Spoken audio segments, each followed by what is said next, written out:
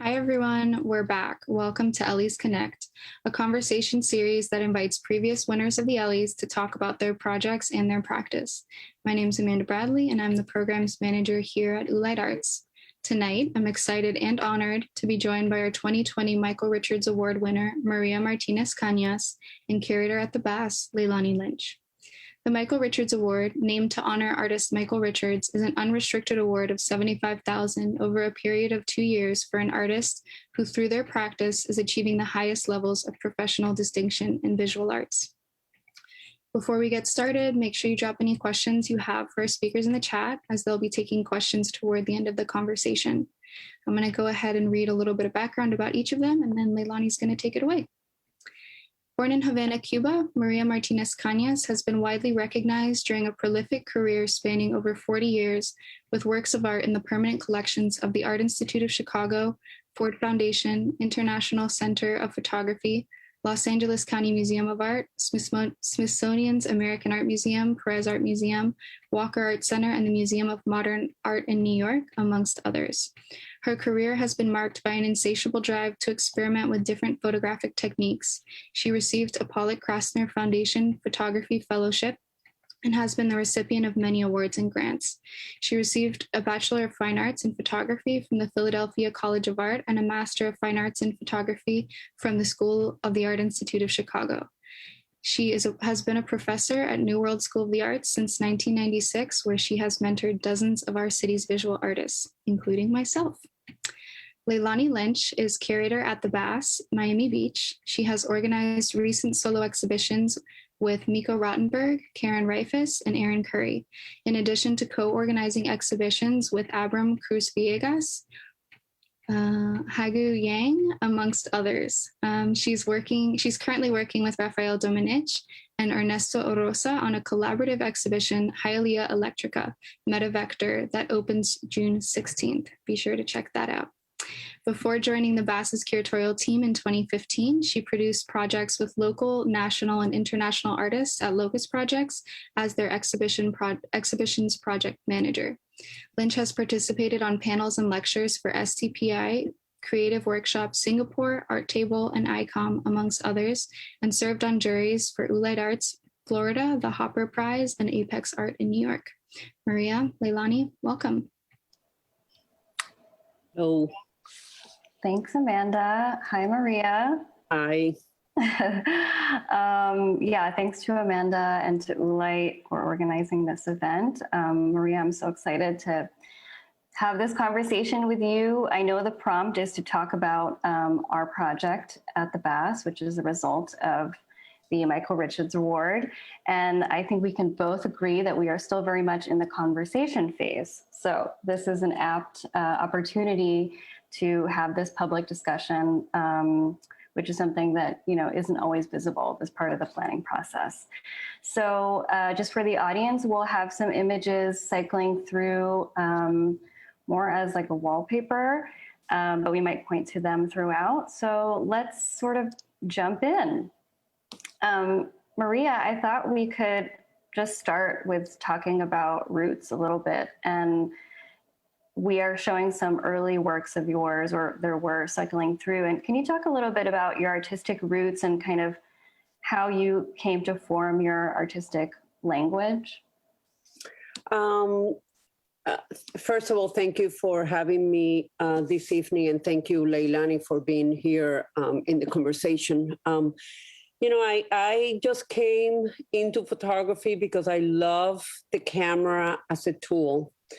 Never imagining that eventually I was going to become an artist. Absolutely not. I just thought it was what I was really good at it. And when the time came that I needed to come, to apply to university, I thought I should do what I love to do. And I had a teacher that told me that, and I will always be grateful to her for doing that. So I came in, I arrived in this country to go to school in Philadelphia. And it is in Philadelphia that I had my culture shock, that I had to speak English all the time, that I saw snow for the first time. but I loved it. I had the right teachers and the ones that supported me and believed in what I wanted to do. And I think most of all, the ones that really listened to me. I had a need to speak and I had a need to talk. And as a visual artist, they feed that into me. They really supported that. So did I ever imagine I was going to be an artist? No, never. It just came, I grew up surrounded by art. My parents were art collectors and music was also really important in the home, but I never imagined that this is what I was going to do. And that 44 years later, after my first show, I'm still doing this. Yes, absolutely. That's amazing. And I know, you mentioned Philadelphia, and I know you came to Miami in the 80s. And I know that in a few images, we have some great photos of you. I wondered if you could share a little bit of your memories of kind of moving here, and specifically because we are, in the company of Ulite, talking about how you really started to cultivate a community, and just your kind of memories of that would be great to hear about. Well, I arrived, after Philadelphia, I go to Chicago to do my master's. After my master's, I applied for a Fulbright grant. I got it, and I moved to Spain to do my work. It is in Spain, after Spain, that I come back to the United States, that I made a stop in Miami to say hello to my parents and to my sisters and, to the family. And then I go back to Chicago thinking that this is where I was going to be.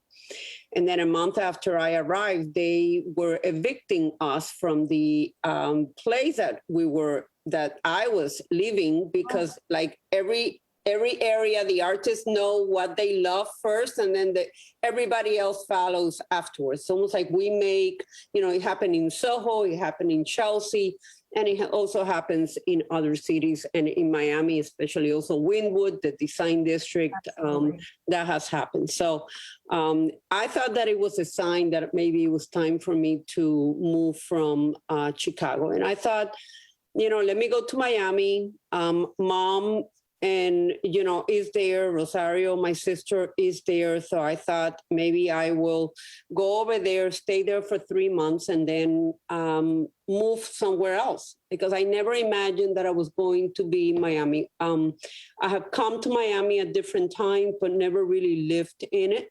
Mm-hmm. And I never thought of Miami as an art city. Mm. And that was really, there were artists here, but the idea of being an art city like New York or even Chicago, no, I didn't think about that. But what I came here thinking I'm staying 3 months, and I've been, 35 years later, I'm still here. But it was the perfect place for me, and I didn't know that at that time, because it allowed me not being surrounded, not being such a cosmopolitan city, or so hectic or anything like that. It allowed me to have the space and the maybe being the quietness that I was looking in doing my work, and my family was here. That was really absolutely one of the greatest things that I needed. I needed to be back at what meant to be at home. And Miami gave me that, but it already had artists. And I remember that probably the first art person that I ever met in Miami when I arrived was Bob Hoff. Somebody mentioned that I was looking for a job. I needed a job. And somebody mentioned you should go and meet Robert Hoff and at Miami-Dade South campus on Kendall. So I got an appointment to meet with him. I think, if I am not mistaken, he was the director of the art gallery at that time in MDC South.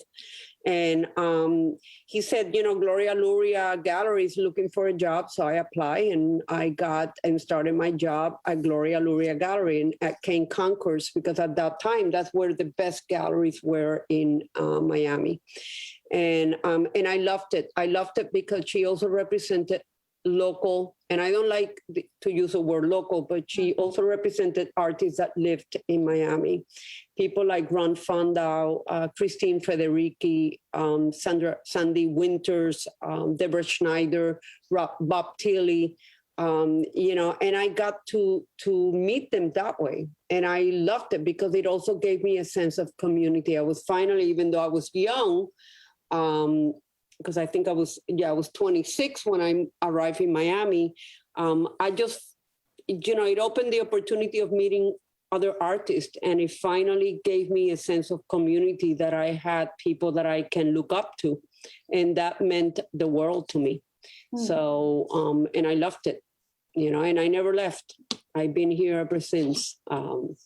Yes, you've been here making your mark, and there's some great images that are about to come up of kind of that time. But I wonder if we can reflect a little bit about the Michael Richards Award and kind of, when we had our early discussions late last year after October, we talked about, what would be meaningful for you in terms of a project? Is it a new body of work or something you've never tried before? We've done this with the past 2 winners, and you said an exhibition would be meaningful. And I wanted to just kind of talk about, when you are coming to a new project, whether it's a gallery show, exhibition, a museum, a new commission, kind of like, what are your first steps?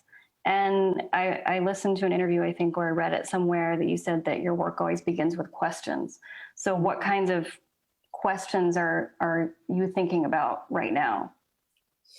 Well, I think as an artist, and let me just say this to my fellow artists, no matter in what stage of your career you're in, we all go through the same uncertainty, the same insecurities, the same wondering if we are good enough. Absolutely, that is never going to stop, no matter in what stage of our career that we're in, And what we need to do, and it's something that I make myself, see it, and I'm very strict at it. I make myself come to the studio to work. I turn off social media. I turn off my phone. I even said to people at New World, I am not going to be around. You can send me an email, but I may never answer you or anything like that. Because what I need to do is I need to focus on what is important to me. And at this time, this is my time. And, in many ways, you need to focus, you need to pay attention, and you need to be disciplined. And that is something that is really, really important. Absolutely. We have a lot of questions. And for me to do work, I have to be in the studio.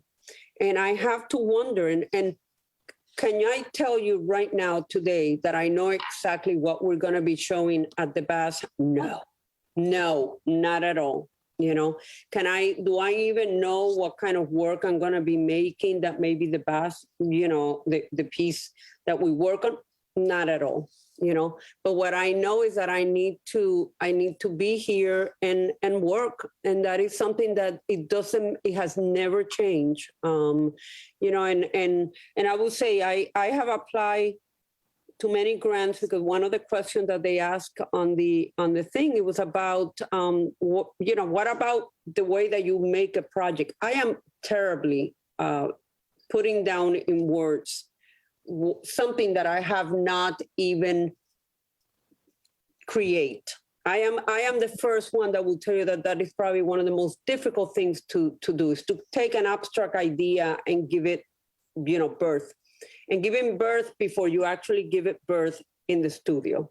Absolutely, that is very, very difficult, but it sometimes needs to be done, and we have to learn how to do it.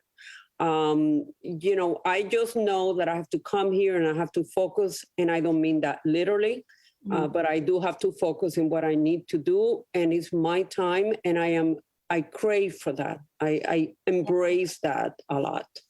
Yeah, I mean, I think one of the things we've been talking about is kind of your persistent activity of like archive and kind of revisiting your own archive of like your own past work, but also, you know, other people's archives. And I was wondering, and those have made their way, you know, into the works that some of which we've seen on the screen. And I wonder how you balance kind of this looking back, but also looking forward. And, you know, some of your works have erasure as part of the process of making. And so that tension of erasing and creating something new versus preservation, like how do you manage those tensions? Well, I think it's understanding that I love looking at other artists' work, and I love looking at, you know, I mean, I read a lot. I love books. It's something that really fits into my work. I love research. I love archives. I just like to be surrounded by materials that can give me ideas, materials that can give me thoughts, the materials that challenge me to maybe think about things that I think I know it all, and that maybe I now have a new way of looking at it by somebody, you know, mentioning something or having a conversation with somebody. That also fits. I learned to be open to reactions, and I have said many times that in many ways I react to things. I react to things that happen to me in my life. I react to conversations that I have with people. I react to a comment that somebody say, even a word that I come upon, you know, in my everyday living, you know, and just being alive and you know, going outside and seeing people that doesn't have anything to do with the art world. Just being aware that you also, the idea that you go away from that. You don't, you know, it's the way that you need to look at the world. The world is in front of you, and you need to be able to see it. You need to be able to experience. You need to be able to be confronted with things. And that is something that it fits my way of thinking and my creative way. And let me just mention, I was not always like this. You know, this is a journey, and a journey that you learn, and you make mistakes, you know, and you fail a lot. I mean, I have no way to accomplish anything if I don't fail in between. For sure, I don't. You know, and it's just the nature of how our lives are and how artists are. What I do know is that I have a job, and I don't mean the teaching job, I mean the being an artist job. That is my full-time job. That's my primary job. And in order to do my job, I have to come to work. And in order to come to work, I come to my studio. And you know, I have sayings all over the studio to remind me that what I am doing is exactly what I need to be doing for Maria. And that makes me, I had another question that this ties into, which is about, you know, we do talk a lot about education, and I want to highlight that you've had such an impact on the Miami community through your teaching. But I also wonder, you know, about unlearning. Is there anything you've unlearned or that you'd like to highlight, you know, throughout your career, or is there something you've recently been unlearning? Because I think this time has made us reconsider many things. Well, let me ask you, what do you mean by unlearning? I want to make things that I want to forget, or things that I want to retrain myself. Probably I was thinking more of the retraining, but I think they intersect. Well, you know that I think that's a great question, because I will say to you that in 2014, I got an artist in residence to go to Umbria in Italy. And it was a Civitella Ranieri Foundation Visual Artist Fellowship. It was a dream come true. But they didn't have a dark room. And there's no way that if a curator nominated me, that I would not apply. you know? So I have to figure out in which way I can make that work for me. So, you know what, it was really interesting because they didn't have a darkroom. I decided that I needed to do something that you almost take for granted. And a lot of people have never seen me with the camera, but I do take, you know, street photography. I mean, I do take traditional photographs to the point that I would love one day to have an exhibition of just my traditional images, because I think that that could be a really interesting way to even maybe understanding my experimental work, the work that really has been the work that I've been known about. But I decided that the time in Italy, I wanted to relearn what it was to take photographs all over again. And I gave myself that assignment. You know, I wanted to give myself that project.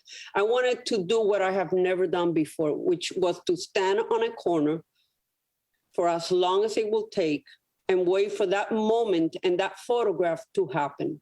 If it took an hour, it will take an hour. If it took 4 hours, it will take 4 hours. But the way that people like Cartier-Bresson, Constantin Manos, you know, the Capa brothers, you know, the more traditional photojournalists, they stand and they wait because they have this feeling that things are going to happen. And I decided that I wanted to do that because a lot of people don't realize I love the history of the medium of photography. Absolutely love it. And it feeds my own experimental work totally. I mean, my work is not about only about challenging the notion of the medium of photography. It's about also what the history is and what it means, and the history of the medium.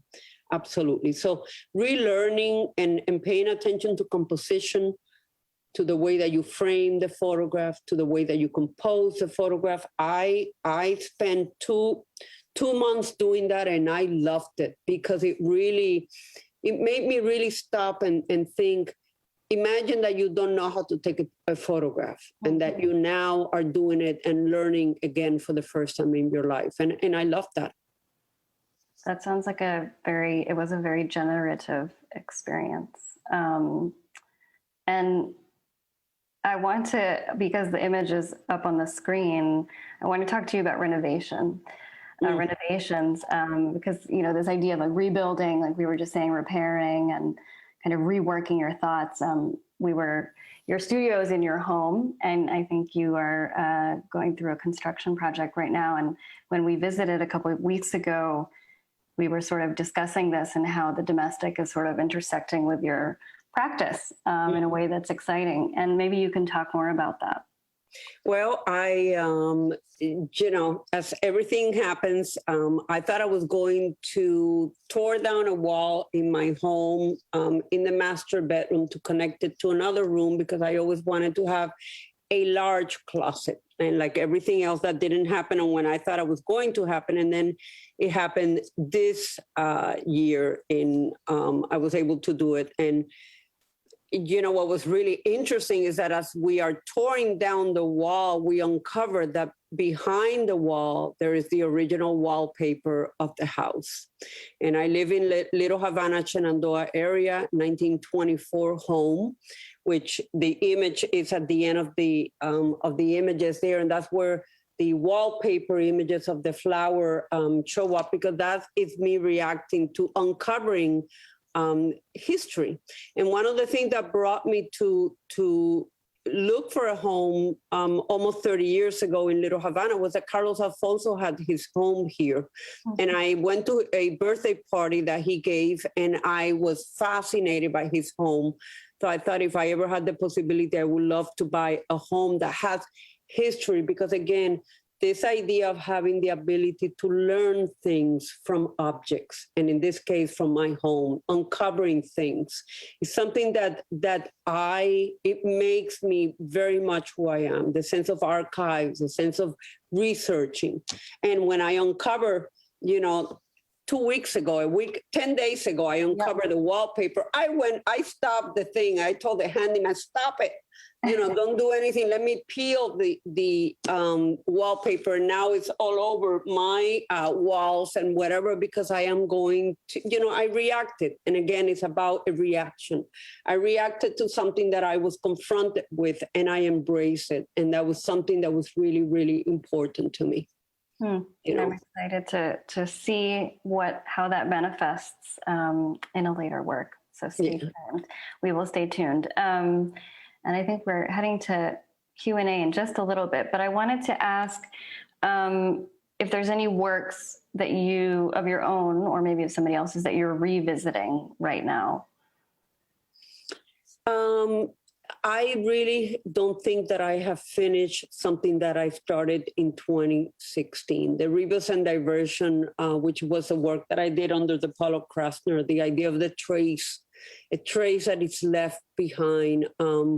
I think that for some reason, in a different way, not the same way or anything like that, in a different way, but it still feels that there are things around the studio, and you saw some of them when I was here, that I left things that are happening. 5 years, I have an image being produced in a corner of the studio and things like that. Very, very, maybe very much like, and I'm not comparing myself, let me mention that, but the Duchamp and Man Ray piece of the dust breeding piece, it's a piece that is being built as time goes by. I am very, very interested in that, and still is. And to the point that I feel that there's still something that series may not be completely over with in a new way, but it's not completely done with. Well, also look forward to seeing, if you revisit that, how that changes or continues. And I had a final question, which I also see as part of the Q&A, but, in the past year, so much has changed in our lives and kind of the pace at which we work, et cetera. But I'm wondering if you can reflect on the impact of the Michael Richards Award thus far. I know it's only been 6 months, but has it enabled anything for you almost, immediately, or changed anything? Maybe you could reflect on that a little bit. Well, let me tell you, I thought when it was announced, I was sorry that it was in 2020 that we really weren't able to be together. The community wasn't able to really be together in person, because I missed that. Not complaining. I was ecstatic and overjoyed to get and to follow Eduardo Valcarrier and Karen Reifas. Because I lost my mother on December 28th of 2020, I was ecstatic to be able now to say that she was alive when I got it, because it meant the world to me in many ways. And, I never imagined that it was going for this to be happening. I am extremely happy that it did. And it's going to offer me the possibility of a lot of things. And I know that I just took some time off because of the death of my mother, and I have to deal with that. But now finally I'm back to feeling normal again, and to feeling with the energy again. And that is bringing me back into the studio. And I love that. It's just probably going to take me, I'm probably behind schedule, maybe 6 months. But, it's just something that I did not plan. And, it's something that it happened. And, but I'm back. And I'm very happy to be back in the studio and to be working and to be questioning and to be uncertain about what is going to happen, because it's where I need to be.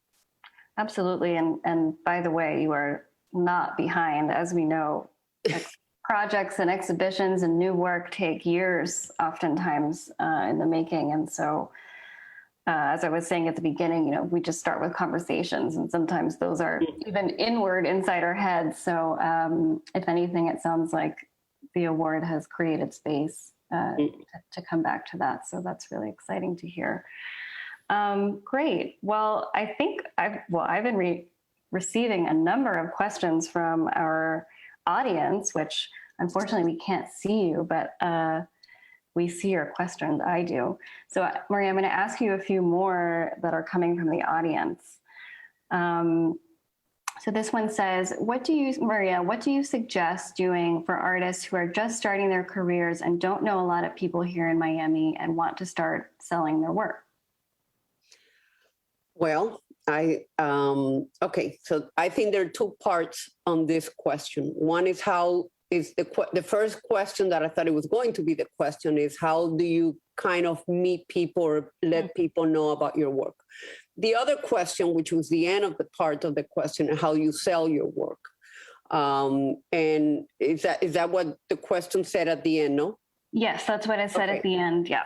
Okay, so I think that we need to pay attention to the first part of the question, and it is what do we need to do for a young person that is starting to start? No, you have to show your work, and I don't mean in an exhibition necessarily. I don't mean in shows. If you try that, if you try representation immediately, you're going to be frustrated. It happens to all of us. Okay. I cannot tell you how many times I've been rejected, a lot more times that I have accomplished things, but it's part of the process. What you need to do is embrace the community, is be part of the community, meet other artists, have a dialogue and conversation with other artists, let them know your work, invite people over to the studio. If you don't have a studio, you just have a little room at home, that is fine. We all did. And it's just part of the process. But embrace that you're young, that you are, and in a time that is very energized, and open your practice to the practice of other people, and embrace that, and be open to opinions, to different people, because it's a very large world, and you just have to find your support system, and that will take time to learn what that is. Yeah, I agree. And I think a follow-up was a question about how much time do you spend working in the studio, and how much time do you spend outside seeing other artists work? I like that. Oh my Lord. I will say that I spend more time in my studio doing my work than anything else. And anybody that knows, let's say Amanda, who was my student, if I teach at 2:00 in the afternoon at New World, for sure I am in the morning in my studio working, and then I leave from here to go to teach. Or I turn on the Zoom thing to teach, but I'm already been in the studio. I'm a morning person, so I get up super early because that's when I am at my best. Looking at other people's work, I would say probably a lot of time too. May not be in person, but it might be virtually. And that is, I think we have the internet today. I love it. So the idea of research through online, yes, because I have questions. And sometimes in Google, I ask a lot of questions, and that takes me to other things. So. Yeah, absolutely. As we know from your work, you're not afraid of using technology to probe. So you have to use the computer as well. And so a question from Lilia Garcia. Maria, besides being a great artist, you are a superb teacher. Does teaching inform your work or not? If so, how? It informs my work completely. And thank you, Lilia, for asking that question. Absolutely. I taught a history of photography class this semester at New World. And I cannot tell you, I love it, because every time we talk about the medium, every time we talk about what Sally Mann called the gods of photography, when we talk about those, I love it, because I love, part of my brain thinks as a photographer, another part of my brain thinks in a very conceptual, maybe non-traditional photography. But my training is in the medium of photography. I was trained to look at light, and I react to light, absolutely. And I react to the medium and to the people that were there before us, because I will not be where I am today without people like Cartier-Bresson or Barbara Crane or Barbara Blondeau or, any of the other great, Lartigue or anybody like that. Absolutely. We need to, it feeds my work. And, one of the things that I don't have any longer that I haven't had in a long time is I don't have critiques in my studio. My students have critiques, but I don't, and I miss that. But being able to talk about the medium makes me think about my work to the point that then I look at the work based on conversations that I have with my own students.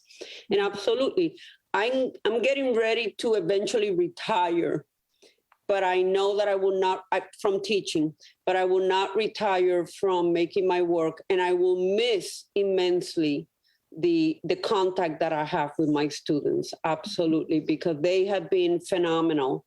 They have given me what I hope I have given them, because it's been, they've been amazing. I mean, I do remember, not because I'm looking at Amanda's face right now, but I do remember her work. And Amanda, I don't know if you can see it behind there, but back there in the tables, you see the Louis Boltz books that I finally was able to get not long ago. And, her and I talked a lot about Louis Boltz because it's somebody that I influenced my work immensely. And I know that influenced her work immensely in a difference of many, many years, and I think that is where we realize that the impact and the strength of the medium of photography is amazing.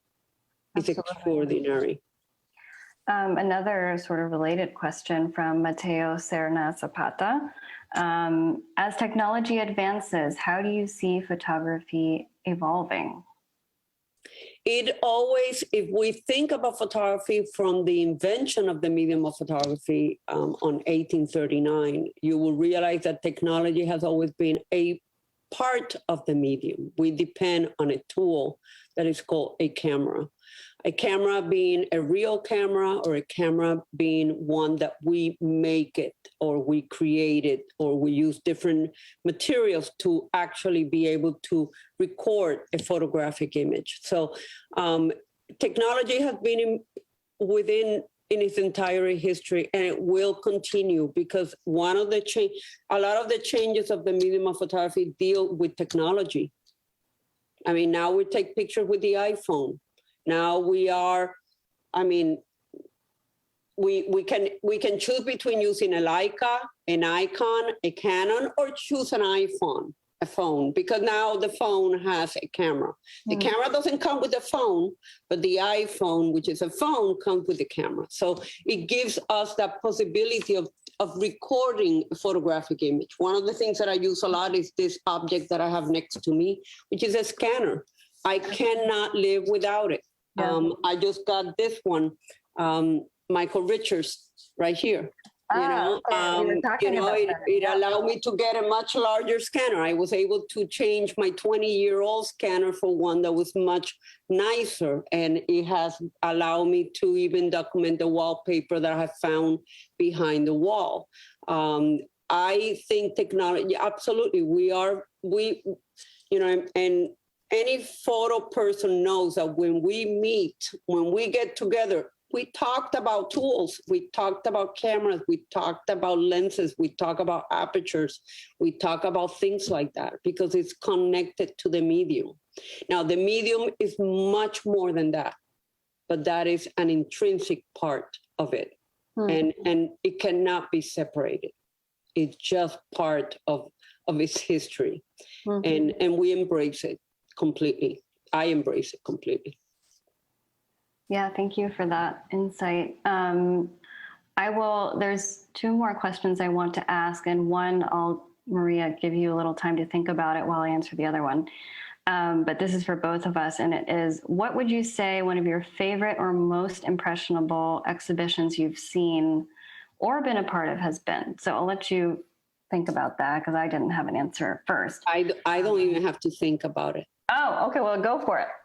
because I even mentioned that in this semester. One of the greatest exhibitions that I ever saw was one that came to Miami, did not originate in Miami. It originated at the Walker Art Center, and it was by a man of Douglas Fogel, if I am not mistaken, okay? And it was the Last Picture Show, photography from the 1960s and early 1980s, something like that. And Rina Carvajal brought that show to Miami Art Central, which was the old name for CIFO, for the Cisnero Fontanao's collection. And it came to Miami. I went to see the show 4 times. That I even teach that show, that exhibition in my history of photography class, because of how important I think that exhibition had been within the history of the media, to understand that it was artists that had nothing to do with photography, and in the 1960s embraced the medium of photography. Bruce Newman, you have people like Gordon Matta Clark. You have people that are normally known as sculpture, and then they ended up making Mel Buckner. I can go on and on with a group of artists that embrace the medium, and they change the medium. And we owe a lot to them. I mean, to the point that I thought that show was so extraordinary. And Miami was very, very lucky.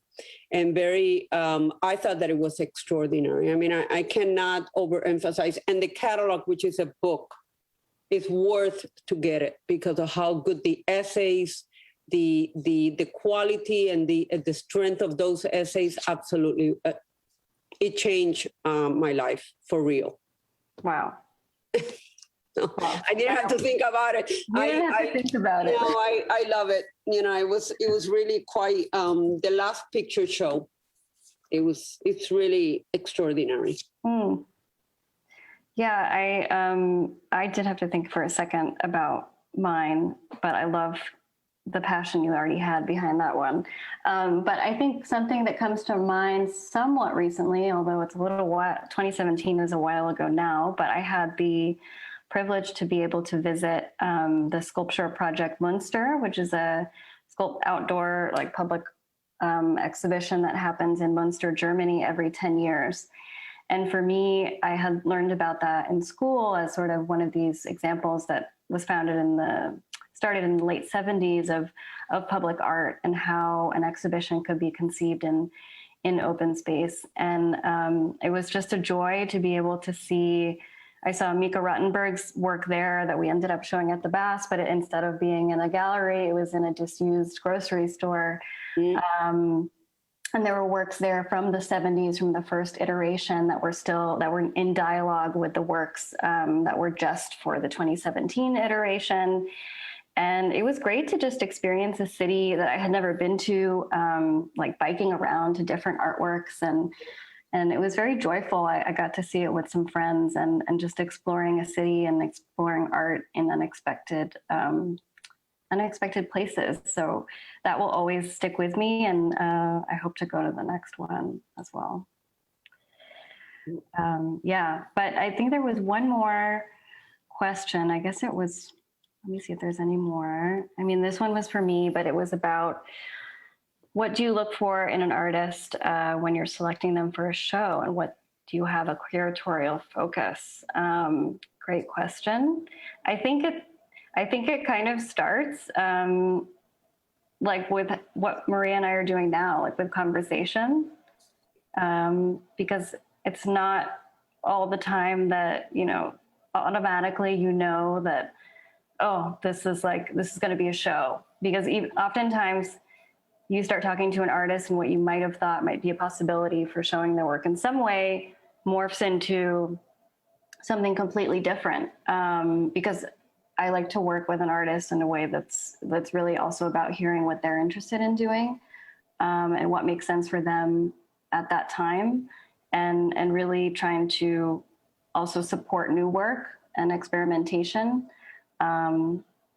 And not being afraid of failure or whatever that means, but just kind of enabling that. I think also, but my work at the Bass and also at Locust Projects has helped me kind of build that, the feeling of being able to trust artists and letting them sort of lead the way. Of course, with things in mind of like having conversations that are timely to the audience and those things in mind as well. But I love working with artists and having that conversation in tandem as we go along. So can I ask you a question? Yeah. So as a curator, and especially for the young generation that is listening, what do you think that they should not be discouraged by? Or you're a curator, they look up, they want you to come to their studio, okay? But they may not have access to you, let's put it that way. Is there any advice that you give them in the things that maybe they can do to hang in there? Well, at first I would say that, at least in my case, don't be nervous because I'm probably as nervous as you are. Meaning that, I think having conversations together can be incredibly intimate. And I think it's normal, totally normal to feel, essentially a lot of times like you're talking to strangers. And I think that should be recognized as the way that we kind of conduct our work. And it's very vulnerable. So I think that you should recognize that and see that and kind of like, be okay. I have to tell myself that as well. But I think also just, having these opportunities, like trying to invite people to your studio, like you were saying, Maria, like being open to conversation, being open to critique, just being open in general, that kind of opportunity is what makes someone, maybe doing my job comfortable or like interested to come learn more. And also I know Amanda was speaking about during the info session about, kind of introducing the context of your work and even if it's like abstract painting, but that kind of contextualization and passion behind it in framing what you're doing really rubs off. Like, my favorite thing is talking to someone, they're so excited about what they're doing or something they just found out, or even if it's not completely related to the work, that sort of human element and just sort of removing the pressure a little bit out of the situation. But and don't you think that it's also this idea that we should just relax, we just being able to lay back and just have a normal conversation between people. If we just met or if we in an art, I don't have to necessarily have a list of things that I need to tell you, or words that I need to use. It's just a matter of enjoying the moment and have a simple conversation. And, I grew up with the sense of conversation. We didn't have the phone, the smartphone, or the thing of being connected all the time.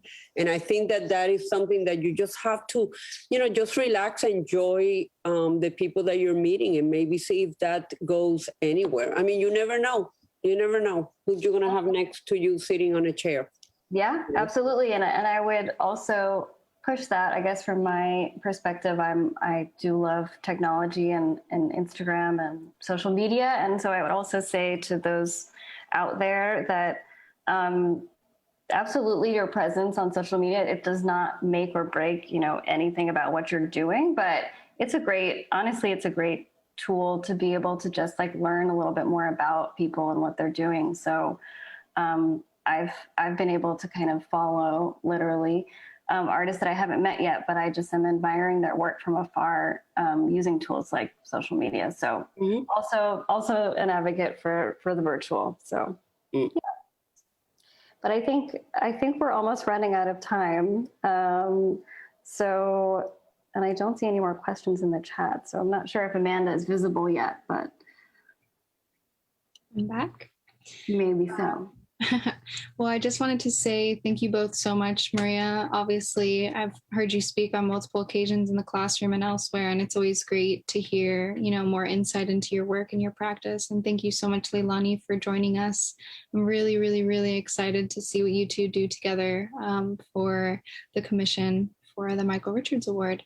Thank you all for tuning in this evening. And don't forget, apply to the Ellies by Monday, May 17th, and join us online again for art films on Wednesday, May 19th. Good night, everyone. Bye. Thanks, Maria. Thank you. Thank you, Leilani. Thank you, Amanda. Thank you, Light. Bye.